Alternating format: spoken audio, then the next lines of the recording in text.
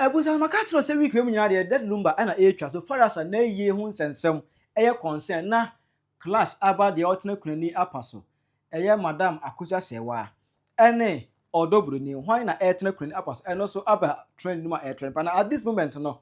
ye de boba ko bekum no ma mienu madam Akosua Serwaa ne ma abekasa to ma kire krata ten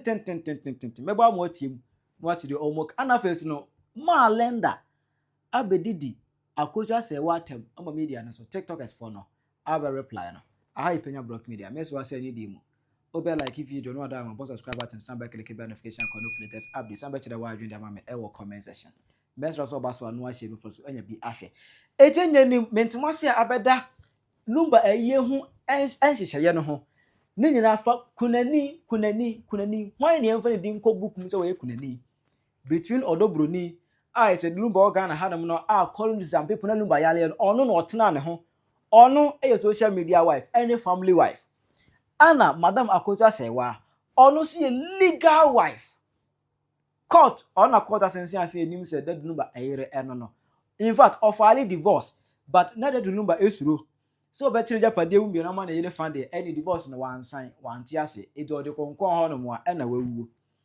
it ma me no so na ni abere eri asem no ekọ court ko nze na Lumba ni ho no de busuafo be ne flagadam e je no de asem no ekọ court eno eleze court injunction kura beda eyero so we say ye hu nsem we no Madam Akosua Serwaa ne ma no e de krata ababonten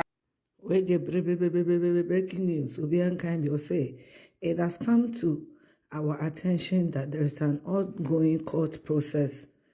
regarding the funeral and burial arrangement of our beloved father, the late Charles Fosu, affectionately known as Daddy Lumba. We,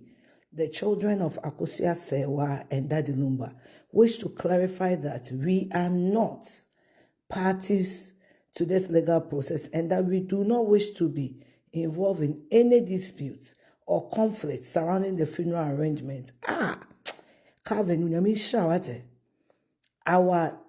only desire is to honor our father's memory in a dignified and respectful and peaceful manner, befitting this remarkable life and contribution. We stand together as his children and from all sides of the family, united in our love and respect for our father. At this difficult time, we wish to focus solely on celebrating his legacy and ensuring a befitting farewell. We kindly ask the general public, especially social media communicators, to be measured and respectful in their commentary regarding the family, any ongoing legal matters, and the funeral arrangements. We believe our father deserves a farewell that reflects the peace, dignity, and unity he valued in his life. Signed, Charlene Fosu, daughter, for and on behalf of children of Akosua Serwaa Fosu and Daddy Lumba. na odna no sia ana we say eno echi no Maa Linda TikTok super demo Madam Akosua Serwaa ke kan na adwen kire no obo na adwen kire ma me ne pa wan fan spell no obo na adwen kire no eyi mufwe nyame ehum pa mu ye hwehwe anim papa asam no kure da wa mu bebie mu ano de mo sene egu anim no mo ka trema na ka no eye motene ekwan maami Akosua Serwaa pese ode Daddy Lumba busuafo fa so mu fi sefe ekwan maami Akosua Serwaa pese ode Daddy Lumba busuafo fa so ne mu fi sefe na obi wu a busua ne siefu na say wo ho ne suefu for my notice in there some so odobroni ye ho de ane edo maami Akosua Serwaa so ye ho Daddy Lumba ofra busuam Daddy Lumba busuafo ne be hye date de be ye Daddy Lumba busuafo na hye date ne de ye obi no obi ka say date ye ma ne enye ye no eye ne be ye ne na ye ne kina afunu no nya Akosua Serwaa de a sani Akosua Serwaa Nyankopon pangu owu a se binya Daddy Lumba busuafo ne be hye date se de be ye ye ni no abusuafo ene hye date se o wale o yire na oba ne free mu a na so obi aba na obachi asem ka ne se obema na asem o ka ne se ja me twen abusuafo am ya me date e fanya yi sa na oba free mu so obema ka se me twen oba na abusuafo am ye date e fanya yi enye oba ne sorry free ni fie be hye mra e ma yi e fie bi mu fo se da se mu nsie mu funu enti efunu ne de abusuafo de a abusuafo ne hye date omre be ye yi abusuafo Daddy Lumba abusuafo hye date de ode ye yi mani ammo ho no mani enso ade amodidi abusua pani natem na we bi na no odi abusuapene we bi na odi abusuapene no mafa no ana mo enkola ba mu ade wonza akola bi kamera si ne so pe di abusuapene si ne sabi nya mfra ne sem enkola ba mu ade o mu ade na da ho ye betata ne sa mu ade enkola aba na de hye na ewu tam ope no osie ni funu obi adumi nka kire Daddy Lumba abusuafo na abusuapene se o ntumi sie ni funu we sie ni funu ne dia efunu ne dia obi no wetu aka kire papa ne se woni mmra so o hye date de Daddy Lumba efunu efunu nya Akosua Serwaa dia ene efunu no so ye odobro ni dia efunu no ye abusuani ni dia ti de abusuafo beka no eno na wiasama de ye adwuma onso suani mu ni yi mu ne konkonsa ne tro asam da ho mo beka no kure mo nka no kure enipa ne ti ase na no won kwa na moja woni mu ne wa ma mepre no enipa no won kwa na moja di afurusane woni mu ne wa mepre no wa mepre na ma bonti anka se bu obi jimi kuno ma mi Akosua Serwaa nti samra na Daddy Lumba ene odobroni enam no ntina wai ma mi Akosua Serwaa iti samre na Daddy Lumba na odobroni de na chia me yiri broni me odofo pa mantem ode na chia no ma mi Akosua Serwaa na wukoko ma na sabio na woi ai nipa na wu awie ma mi Akosua Serwaa fa na wukufunu ana efunu no udi kwa bibi juju asema su de enwa ma papa nipa ne ti ase na wo di akwani aba wo kwoba no ma mi Akosua Serwaa wa mepre se obi ji ukura firi wunsem o meka hye akire ana man se mo obi jimi kuro akola na jimi kuro wa meka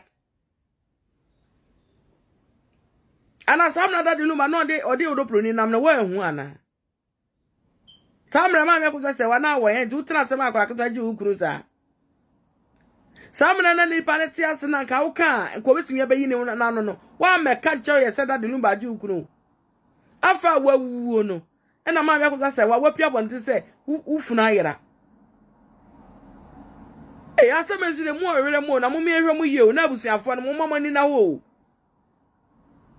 enipa ne ti ase no awodi akwani aba wo kwoba no ma mi Akosua Serwaa wa mpia me ama ka se obi ji ukuru enipa na wuo no afre ma mi Akosua Serwaa wo be kunfunu ho efunu na funu no kura ma me sanya wo dia wo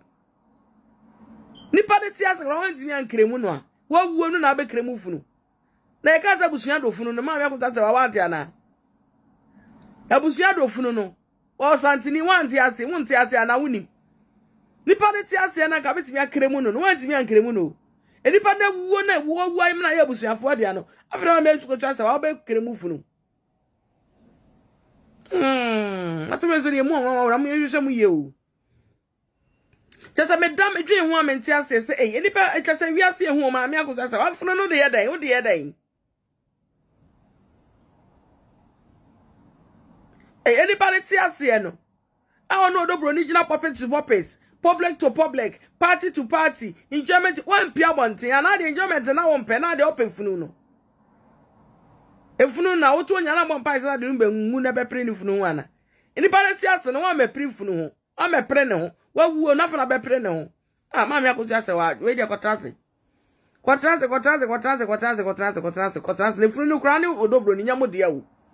efunu no no odobro ni nyamo de abusuafo na hye de tom de ye omayi abusuafo na ye ayi no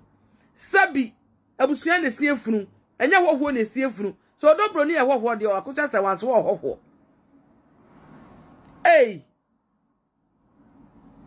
any party ase wan pre ne ho wa wuo na wo pre ne ho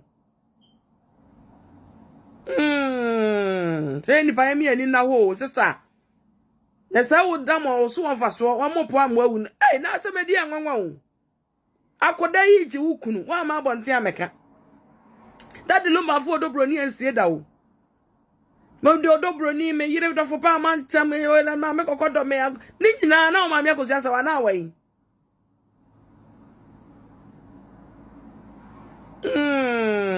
ana no fa presla bawa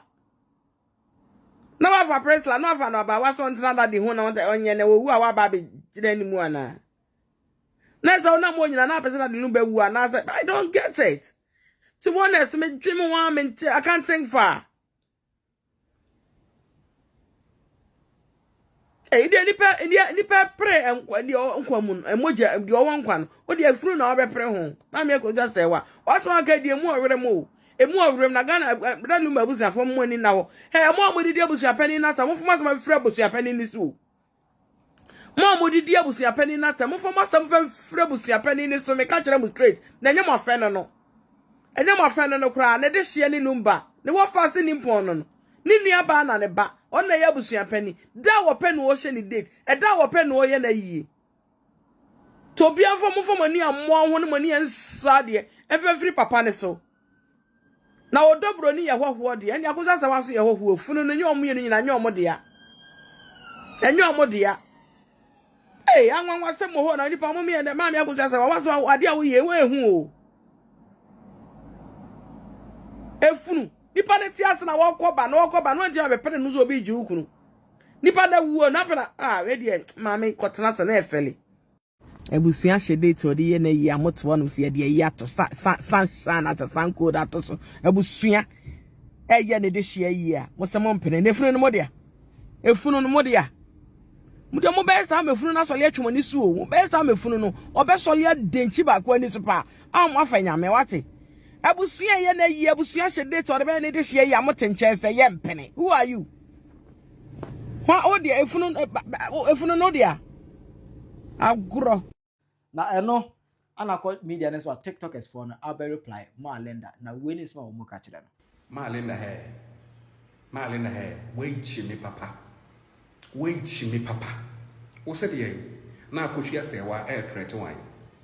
threat Daddy Lumba no de na threat no wo de sekan wo de yetan wo de yetuo no wo de na threat Daddy Lumba obi a mo na mo se se na wo ti Germany agwanten so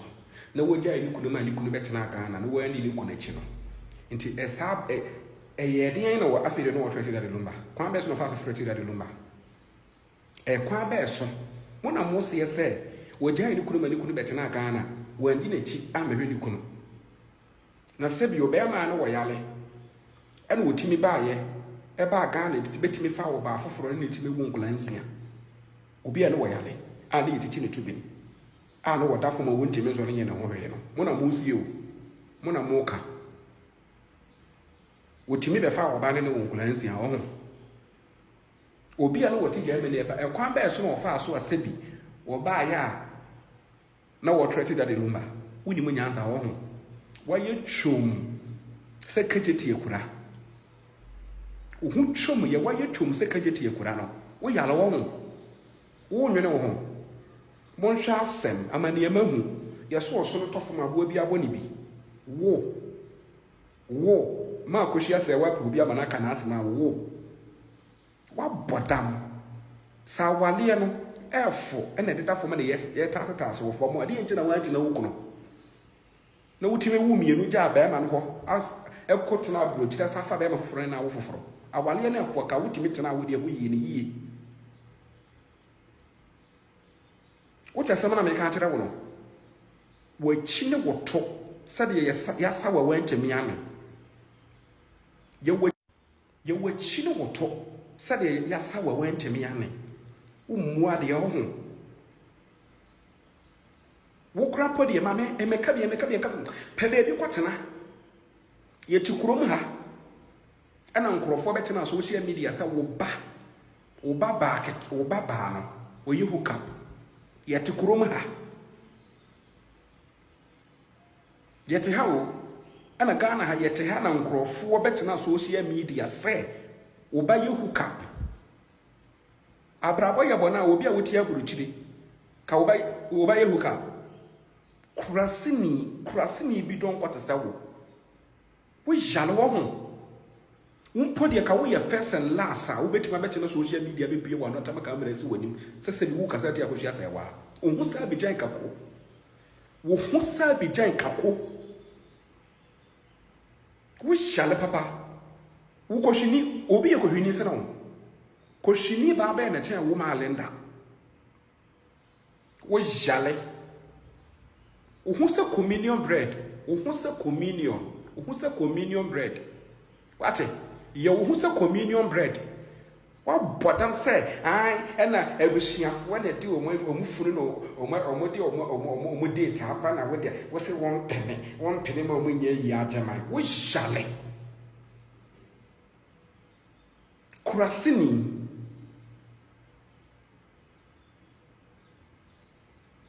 Kofa bema tamane ho.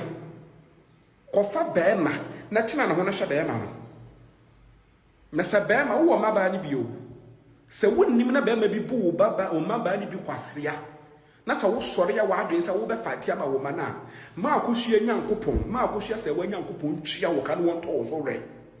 Se bema bi nim na wo bu ma. Wote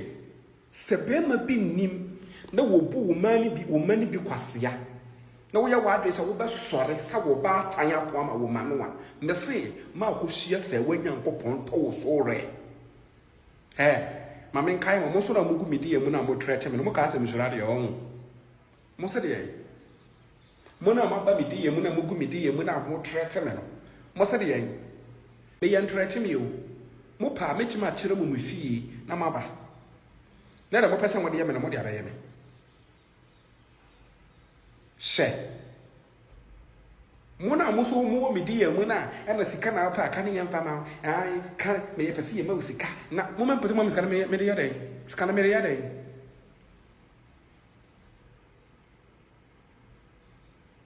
ye kan kore ni sika ne ye pe Abusia for me video bi a Maa Linda o se ka se sama na Daddy Lumba ti ase no ye ma me Akosua Serwaa I'm can say odobroni Daddy Lumba free ni nsem adenti no wa me Canada afia sabi wo wie no e no wo pray funu Maa Linda letter na mo amuni pa afia Schwarzenegger be de ba abonten no letter ne kire say 2018 ena ma me Akosua Serwaa eye na adwin se wo je aware ena mo wa wo nipa mo wo Daddy Lumba mo amusi mo wafa no mo wafa no one sign divorce people no and this letter na afia Schwarzenegger de ba en yenim sa wona ne nkasa eso asem we de mu na mu gina ba bi fa ko hu afia Schwarzenegger no fa letter ne sende o na se wani nya obi ma wo space ana wuntimi nkenkan a obi nkenkan ma na tie se 2018 ma me ni make attend se woni papa na enti na biem and moreover no o meka esan se mu ye nipa bone fo mu ye nya atwom yati kromu ana ya sapon yire di na asam ko anti na ho ese papa na tu na jeje mu yare e ma ya abusia ma ne kwan ma ne mehwe no mu amu Ghana fo mu di ma me na tem e di anti na tem afia Schwarzenegger di baabie wo ya anti na pa ma me kai sa tam ya ikumasifo ma edwom fo ma so cameras wo so chabo afia Schwarzenegger se anti na ane a afia Schwarzenegger obedi eti munye eti wakana no atum na enu ano no bi osenkafo ne kan ya Christiasis osi bibia wone mre osun wone mre osire wone mre esi sa time na wa meka na twam ene efunu no wa play edru obeje mon peno kre e ko be kan yan kamera san ene oye legend ene mugu na ni mu ase ene maame ne nya maame papa sana yetena modi ya yi Maa Linda Lumba walesem kwadwo Maa Linda ntime antena ne kunu ho one ne wo mienu o Ghana weja ho wo ka cha skwadwo fosu awalesem ya bokagu Kennedy Japan kan yo ya bokagu kire wadwe mame e wo comment section aha Penyah Media.